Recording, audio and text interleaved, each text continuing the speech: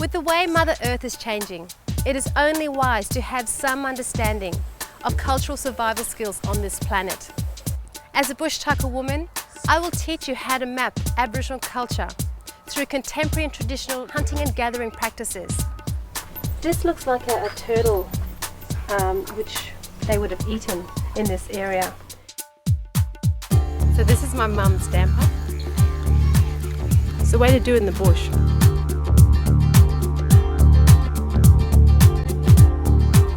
I'm going to take you on an exciting new journey around Australia to some of the most spectacular locations to meet some amazing people.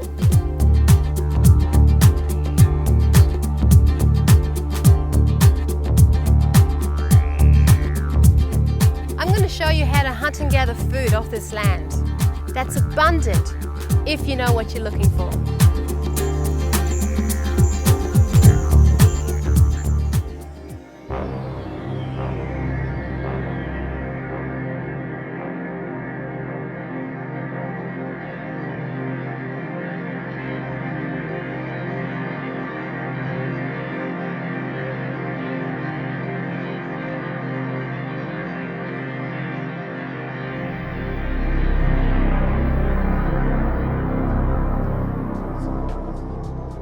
Today I'm going to take you on an exciting new journey through the Kimberleys, my country.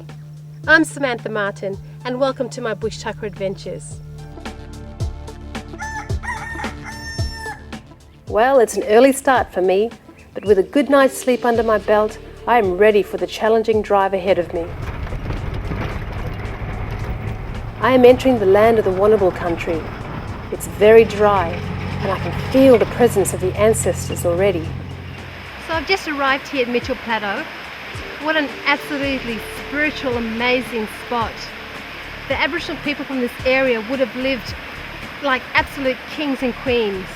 Got beautiful, pristine, natural spring water right at their doorstep.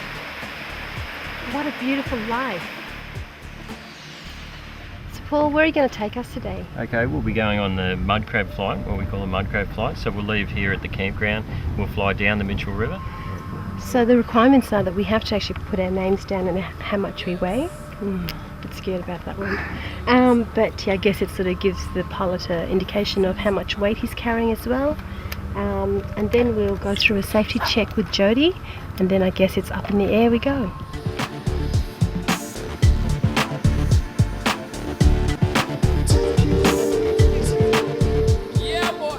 Seeing everyone really enjoy looking at the area. It's a different perspective. Most people come in and they'll hike through the area, both in the bungalows and up here, all through the Kimberley.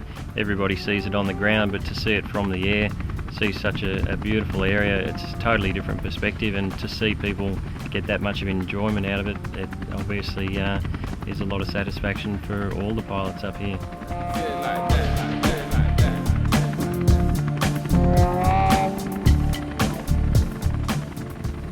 Prior to the early 60s, before white man came along, this land was untouched and home to the Wanable people, who protected the sacred cave paintings of the Wandjina spirit.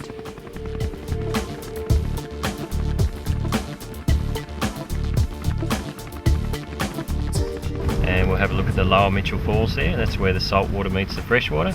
And from there we'll continue on up into the Western Gorge. We'll follow JCR Creek, have another look at a small set of waterfalls known as JCR Falls, and then we'll continue on over to the main Mitchell Falls, where we'll do a couple of figure eights over the top of the falls there. You get quite a good view before coming back to the campground here.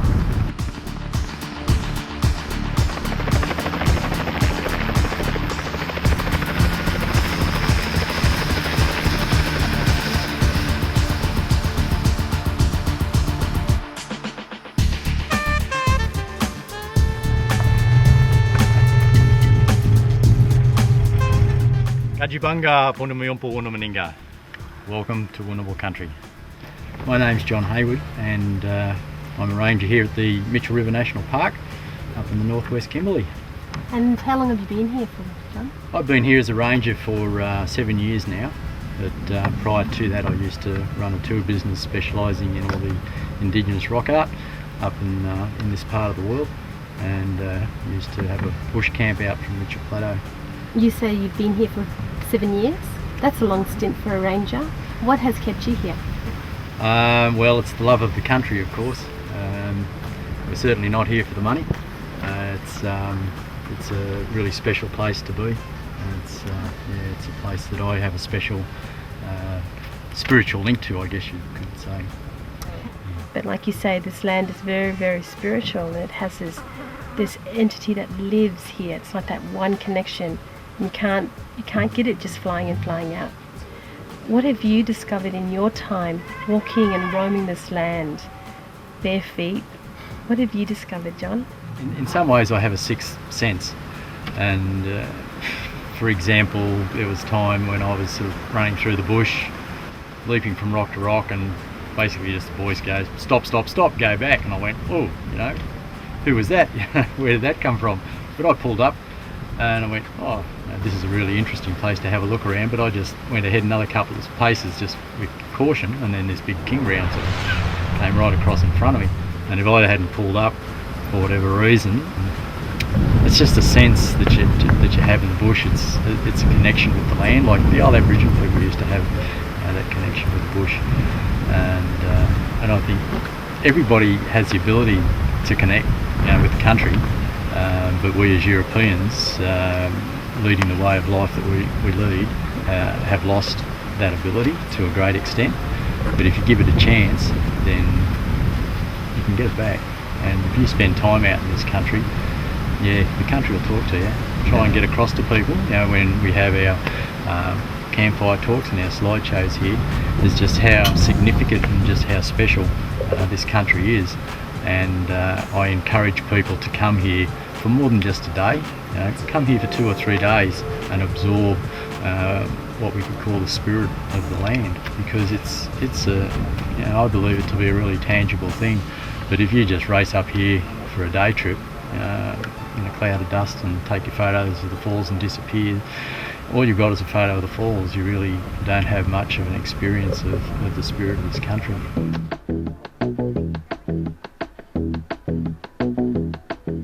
We've had a really good day fishing in freshwater today, and I've been very successful today to catch one of the biggest freshwater brims I've ever seen in my life. And not only is it the biggest, but it's the fattest. And all that fat's going to drip into the flesh and give us some beautiful fatty meat. Can't wait. It's going to be absolutely delicious. That's a pretty big brim.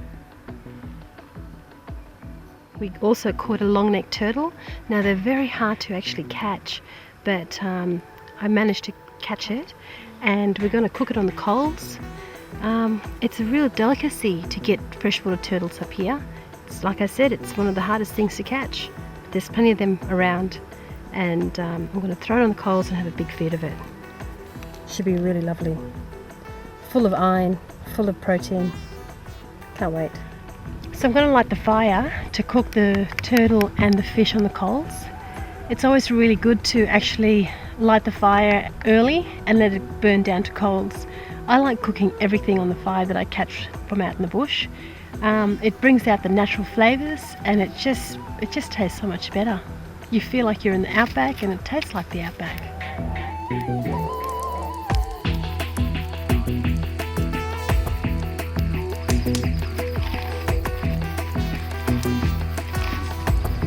So this is the black brim. I actually decided not to cook it on the coals because of all the fat.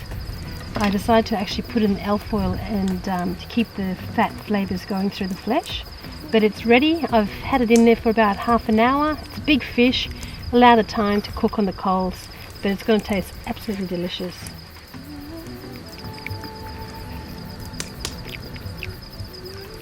Oh my God. Wow, that is absolutely amazing. The flesh with the fat, absolutely rich, full of protein, omega-3s. What more could you want out in the bush?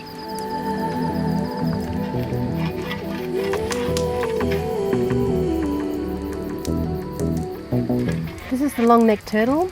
I cooked it on the coals because it tastes better on the coals. It's the easiest way to cook turtle in the bush. As you can see, the holes, the flesh is actually coming away from the shell, which means it's ready now. I've left it on the coals for about 40 minutes, give or take, but it's actually ready. What I do is just crack open the shell. Inside you can actually see all the meat and all the fats and stuff, all the good stuff. This is what we need.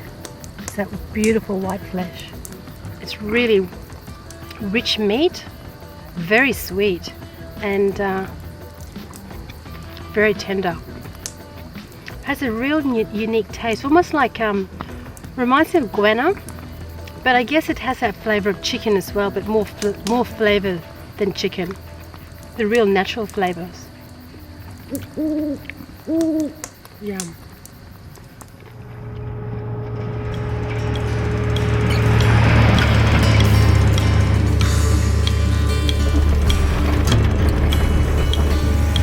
Long time ago, big rain been come like a my country. Long time ago, big rain been come like a my country. I've travelled about 600 kilometres along the Give River Road from Derby. Behind me is the Great Pentecost River. It actually is a run off the Cambridge Gulf and the West Arm, and off the West Arm there's actually 5 major rivers. We're going to cross the Pentecost River, but the Pentecost changes from salt water to fresh water, and it's really dangerous to swim because there's some really big saltwater crocodiles. Anyway, I'll hit the road and let's continue the journey. So I've just arrived here at Home Valley Station. Cyril's actually saw our car driving around the campground, and you said you saw a car somewhere. I saw this car traveling around Australia, and then we just driving and we saw this car here parked out, and then we asked this fellow that, hey, this car, it looked familiar. So we come up and talk, and it was this car on TV. It's here. Yeah. Can you believe it?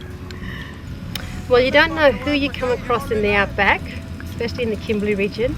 I've just found another family member of mine, Colleen Carter. Now, Colleen is also here at Home Valley Station.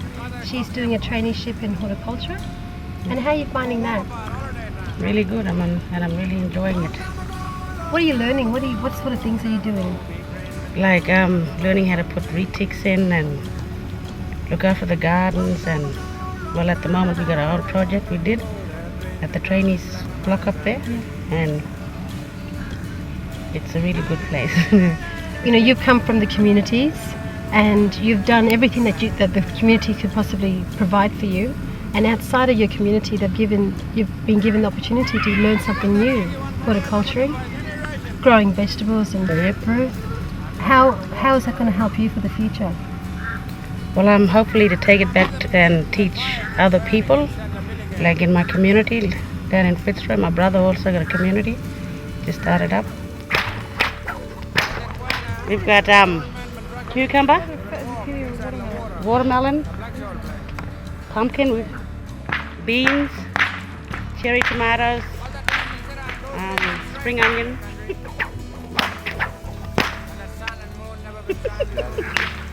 and some cauliflower. I'm so proud of them. I mean, to grow fresh produce out here, it just goes to show it's so rocky out here, and you think you can grow nothing out on this land, but it's so rich.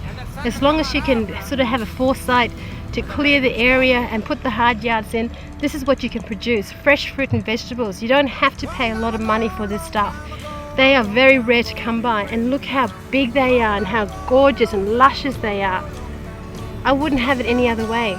I think the skills that Colleen will be learning, she can take back to her communities, and she can teach the younger generation and also the old mob to, you know, pull their finger out and start growing your own fruit and vegetables. It's not that hard.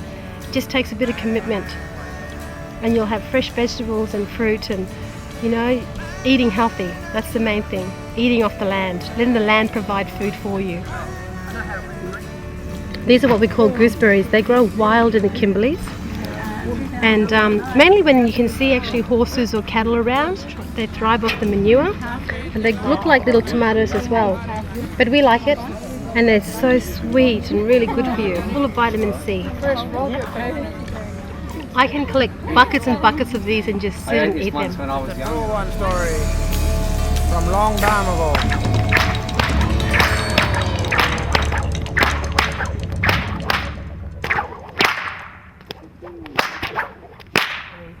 It really feels different to the west coast of, or west of the Kimberley region. It's a lot drier and a lot more rugged over this side of the Kimberleys. It does feel good being back on country. I really feel my spirit belongs in this part of the world and I just love it.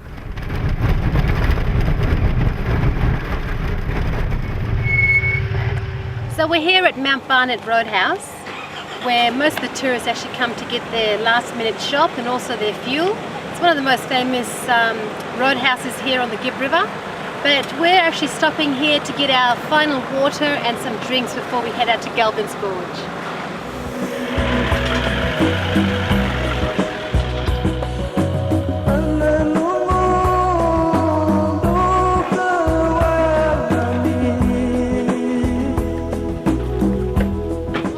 We're here in Galvin Gorge and it's not that long to walk.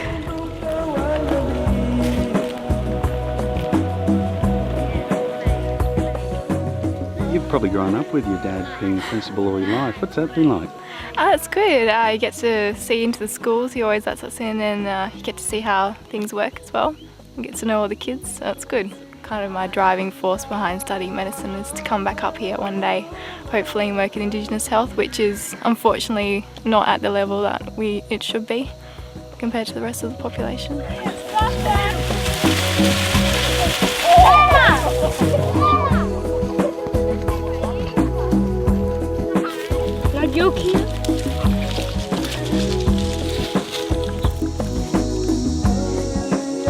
This is a native plum and we call it clay. It tastes sweet and juicy. So I'm here with Gary McKivitt, who's the principal of Wananami Remote School here in Mount Barnett. Now Gary's actually been kind enough to invite us back to do our multimedia program here with your students. And why did you invite us back? How do you see this beneficial to your students? Well, the multimedia program has launched a lot of interest in filming. It's launched a lot of interest in looking at storyboards, which has got heaps and heaps of literacy in it and numeracy, and basically just general motivation to be at school and do some fun things. They see it as a fun thing, and so we're really keen to have you back to have another dose. Fantastic, we're keen to be back here. What location did we choose to do it? Okay, we've come out to Galvin's Gorge, which is about 15 k's south of Mount Barnett. It's a beautiful little waterfall rock hole. There's fish in the waterhole, and it's beautiful surroundings. It's cool in the trees, so we've picked this. It's easy to get to, and the kids know the country quite well. They know where the fish are, so quite a good spot to get to relatively easily and beautifully picturesque. So for the filming, it's a good spot to be. That's great. Well, we've got the kids behind us. They're all hungry, so we've got to feed them. Might feed them, be a good idea. Yeah. But Gary, thank you so much for your enthusiasm with getting the multimedia into your school. We see our role as being role models for the students, but also giving them an opportunity to be a part of something that they can create for their school as well. Yeah, it's an excellent opportunity, and the career chances are also very good. And you're excellent role models. They're asking all the time when is Sam and Michael coming back, so it's hard to resist. That's good to know. Thank you so much. Thanks, and Sam. thank you for your help today. Thank you. It's the Aboriginal spirit rainmaker of the Kimberleys.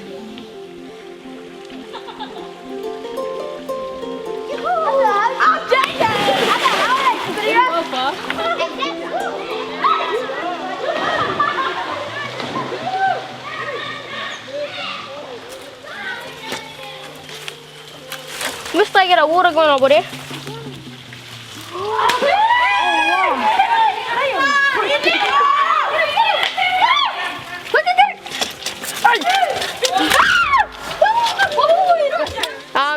We got a water going in here. It's very big too. My arm is too black. Look at the blood now. I'm gonna get his liver just to take it out because we're not gonna eat it. The bone is very hot too.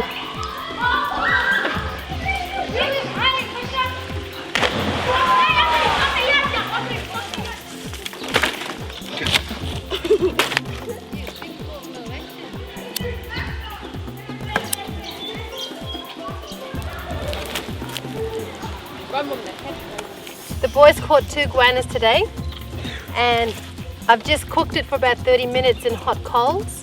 Now it's time to have a bit of a taste test and see what it tastes like. What do you reckon, girl? Yeah. Yeah?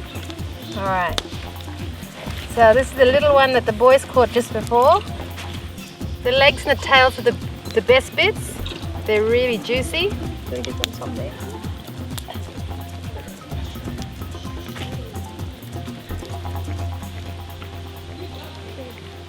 Has a real distinctive taste. Quite a fleshy meat, almost the same as chicken, but really beautiful, really fresh and clean meat. Has a bit of a gamey flavour to it as well, but other than that, it's beautiful. Sweat on the foreheads of babies adrift on Greenland. While into the pen and those old men are dancing rain dance.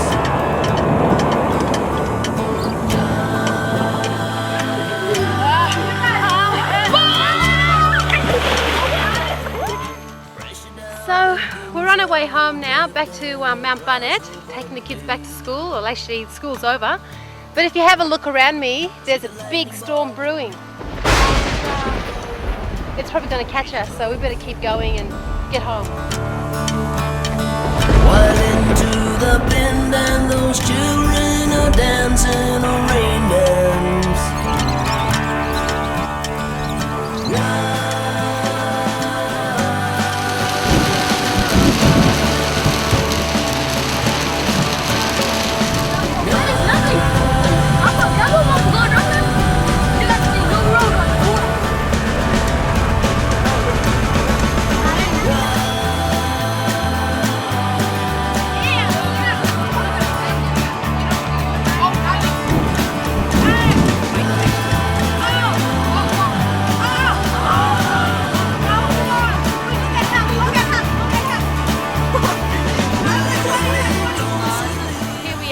Stranded, bit of excitement, but hey, hopefully we'll get ourselves out. Percy's in the other second vehicle, and yeah, hopefully he'll think to put into four-wheel drive as well. Percy, Alan. Anyway, it's all an adventure. The Land Rover, it hovered across. Words of wisdom would be to respect yourself, respect your culture, and do everything with lots of enthusiasm and have some fun while you're doing it.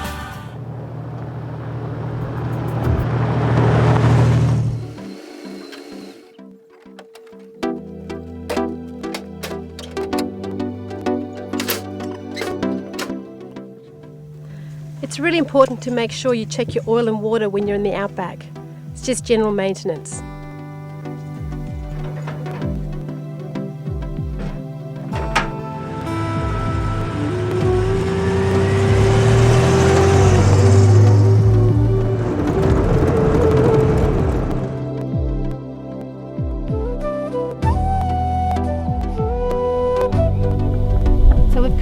To Christmas Creek with the Wonkajoko students, and we're about to find and dig for some bush onions.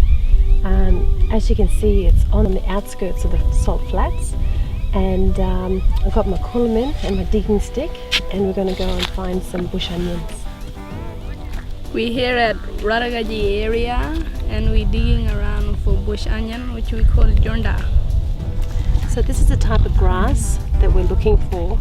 We find a big clump of them in the ground, and then we have to basically clear the area, pull out all the roots, and then just smash the ground up so then we can start clearing it. And once you lightly spread the sand apart, the little onions will start to appear, and you just collect them and put them into your kulamin. Jonda, bush onion.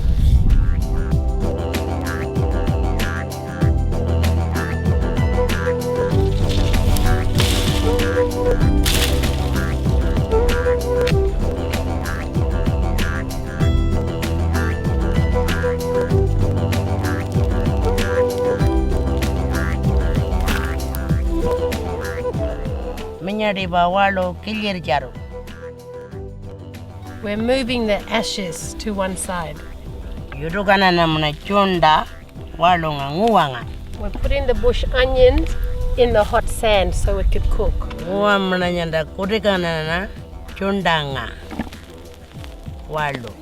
We're covering the bush onions with hot coals so it could cook.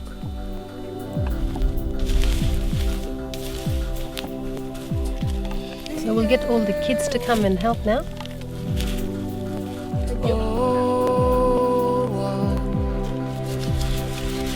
Charja boleh penyanda, wanda lain cundanga. Tanggal boleh penyanda charja tarapungan.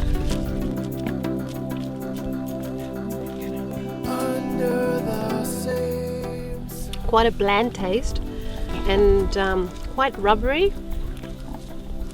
It's hard to describe what it actually tastes like, but it's quite delicious. Bush onions.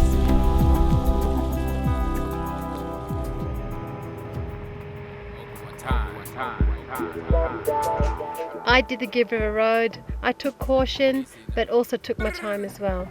I really enjoyed the trip. And this old girl, she really did well. I'm very proud of this old girl. Keeping my love alive, standing strong in my culture. Keeping customs alive, standing strong in my culture. I hope you enjoyed my bush tucker adventures. I'm Samantha Martin, and I'll see you next time.